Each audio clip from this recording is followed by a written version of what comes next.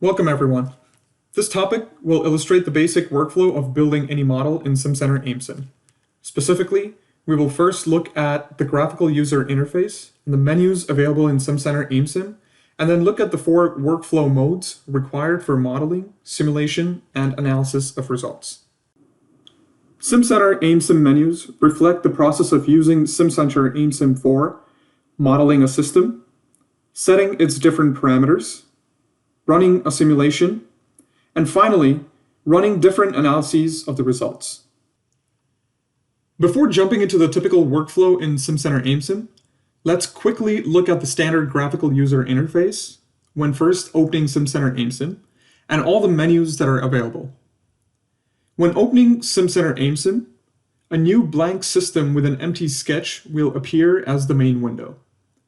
Depending on which mode you're working in, you have specific tools at your disposal.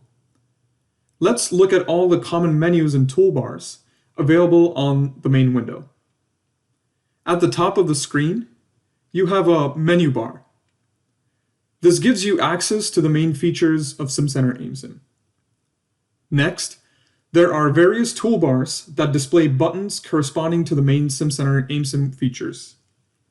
These toolbars are the Mode tabs, the Mode contextual toolbar, the Global toolbar, the Sketch toolbar, and the Status bar. Finally, we have the Library tree area, where different libraries can be loaded based on the required applications. Now let's look at the typical workflow within Simcenter AIMSIM. There are 4 basic working modes available in Simcenter AIMSIM: the Sketch mode, the Submodel mode, the Parameter mode, and the Simulation mode. We will look at each of these modes one by one. As noted earlier, when you start Simcenter AIMSIM, you're in the Sketch mode by default. This is the first step in the simulation process. In this mode, components required to build the system are dragged into the sketch area and then connected properly. For this demonstration, we will look at each mode with the help of a simple mechanical system, such as a mass spring system. Note that it is not possible to switch to the submodel mode without proper connections between components and lines. For example, if we have an incomplete connection in this model, an error dialog box will be displayed when we switch to the submodel mode. Let's connect the components properly again and switch to the submodel mode.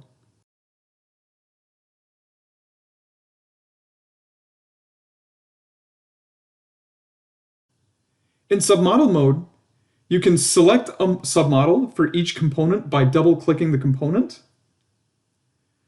The submodel mode allows you to assign specific assumptions to a component or line. For example, in this mass spring model, you have an option to choose between a mass model with or without end stops. You can use the Premiere Submodel button from the contextual toolbar to assign the simplest submodels to the entire system. Once the submodels have been assigned, you can move to the parameter mode next. The parameter mode is used to parameterize any model. It is used to assign parameters to all the components and lines in the system. The available parameters for a component are shown in the contextual parameters view window. To assign parameters to a component, double-click on the parameter value and enter the desired value.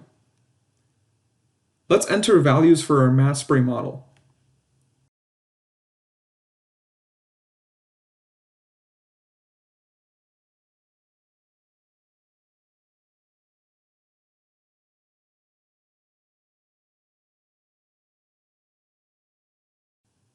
Next, we move to the simulation mode. When you enter the simulation mode, Simcenter AIMSIM compiles the system. This allows for us to run the simulation to generate results. Once the compilation is complete, press the Run Simulation button from the Mode contextual toolbar to start the simulation. You can also change the characteristics of a run by using the Run Parameters button on the contextual toolbar.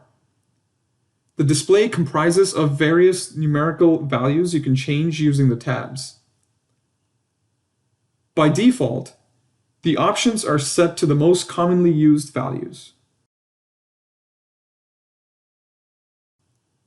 Once the simulation is successful, you can plot different system variables on a graph by dragging them onto the sketch area.